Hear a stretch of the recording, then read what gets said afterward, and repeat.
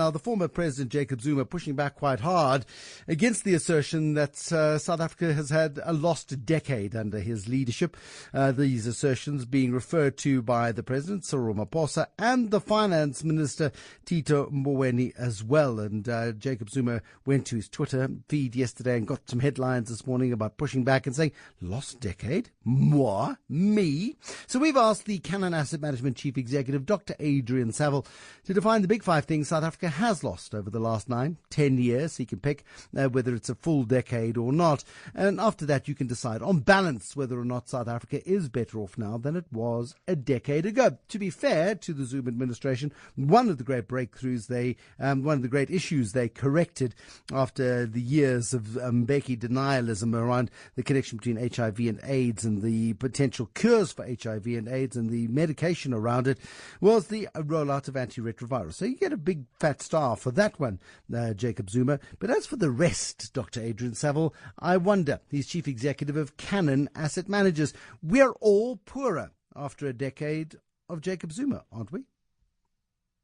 Yeah, indeed, Bruce. I think one of the big losses is that rewind 10 years, South Africa's per-person income was about $6,000. Roughly in line with world per capita income. And from then to now, world per person income has risen by about 20%. And South Africa's per person income is effectively flat, which means the world has advanced 20 and we've stood still. So on a relative basis, we're 20% behind versus being evenly matched 10 years ago. In real terms, we haven't stood still. We're poorer because of inflation. Inflation has eroded the value of our money. If we've stood still, we've gone backwards, surely. Yeah, you're allowed to be a little bit dejected, but not that bad, Bruce, because adjusting for inflation, we are level pegging. Okay, all right, just checking. I want to be dejected. I don't want to be depressed. Dejected is about as far as I'm prepared to go. I mean, things like the credit rating, which so many people just don't appreciate the importance of. The fact that we were on a very solid credit rating footing at the end of the Mbeki era, and it has gradually been corroded to practically junk. Yeah, to use a very poor footballing analogy, this time 10 years ago we were going into the Football World Cup. The mood was euphoric. Moody's agreed with the mood, and Moody's had us on an A grade. So our paper was of the highest class amongst emerging markets. And the other two major ratings agencies were just a step off the pace. They had us right at the top of B grade. From then to now, we have steadily slipped down the ratings agency scales. And as you know, measured by foreign credit rating, we are in sub-investment grade. And just a step away from sub-investment grade on domestic debt. And that's largely explained at the headline level by a steady increase in government indebtedness. 10 years ago, 25% government debt to GDP. Today, 50% debt to GDP.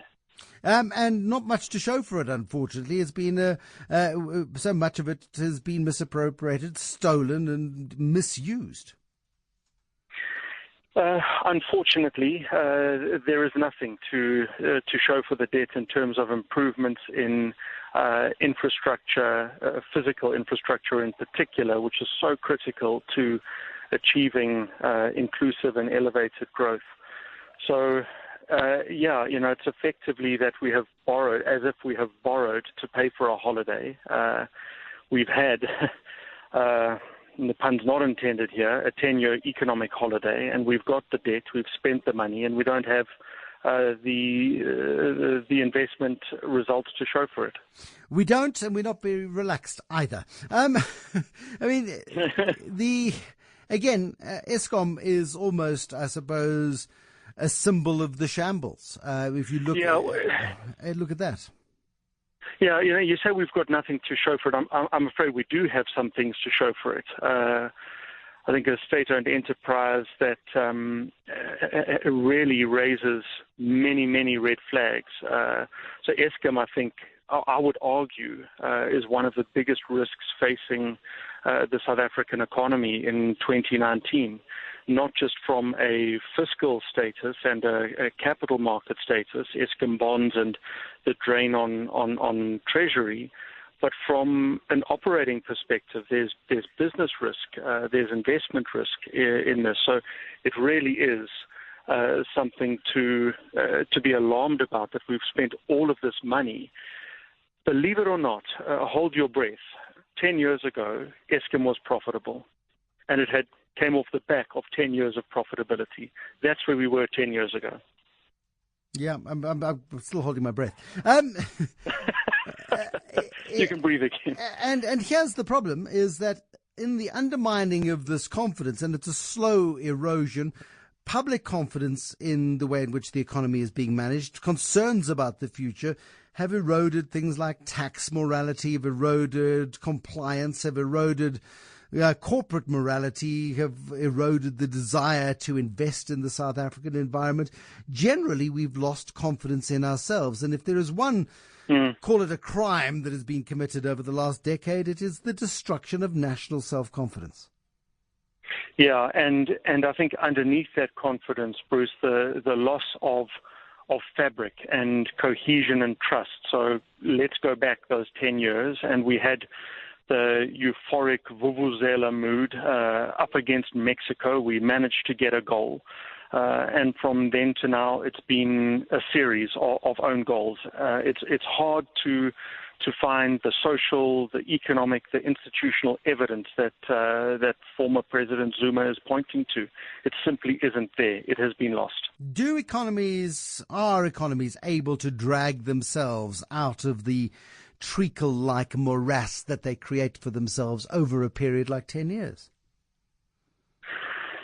10 years is a long time, and it starts to seep from being, cyclical and passing and transient to actually becoming part of your mindset, part of your mentality, part of your behavior, part of your beliefs, and resident in the physical, not just the intangible sort of architecture of the economy. So these are hard times. I think there is an argument that could be made that it is hard times that create sort of resilience and rebound.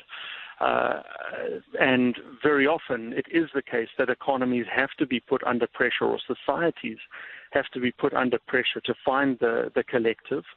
If there is a time, I think it is now. And there are numerous economies, numerous examples that we can point to of countries, economies, societies that have pulled themselves up from tough places, and they, wide-ranging. Latin American economies in the 1980s and 90s, Southeast Asian economies in the 90s and noughties. South Korea is a great recent example. Junk grade, deep financial crisis in 1998. Samsung, Hyundai, and Kia today. Yeah, I mean, it's possible, but boy, it's hard. And it's hard. Are we making, is our national catharsis, otherwise known as scores of inquiries and investigations into wrongdoing? I mean, it's one way of doing it, I suppose, to get the information out into the public domain. But unless we choose to aggressively tackle the evidence that we assemble, we go back to square one. Yeah, the word that she uses, tackle, which infers action. Demosthenes, the great Athenian orator, said, the result of one of his great talks, he knew if it was effective if he saw three things: action, action, and action. And without turning those thoughts, arguments, ideas, plans into action, it really is just a book review. Yeah, that is very, very true. Dr. Adrian Saville, Chief Executive at Cannon Asset Managers, thank you very much indeed. A depressing look. I'm sorry, it's depressing, but we got to come to terms with the fact that that's the brutal reality in which we live, and that's the environment in which we are in, and it is as a result of failed governance. There's a failure of the state to do its job, and I'm afraid Jacob Zuma, who will object to this, who's objected to Cyril Ramaphosa and Tito Mbowene's assessment of the situation. But it was on your watch, big guy, that South Africa got itself into this big mess?